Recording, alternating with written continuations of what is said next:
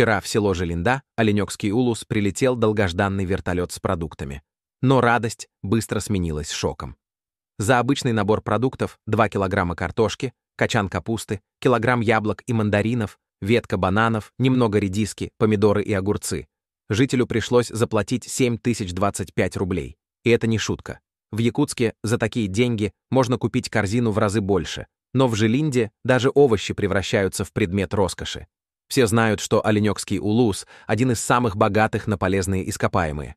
Здесь добывают алмазы такие компании, как алмазы Анабара, Алроса и Алмар, алмазы Арктики.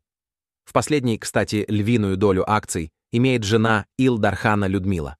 То есть жители буквально живут на алмазах, а за картошку должны платить как за ювелирные украшения. Возникает вопрос, почему такое богатое место, которое буквально кормит страну, лишено элементарных вещей, например, доступных цен на продукты?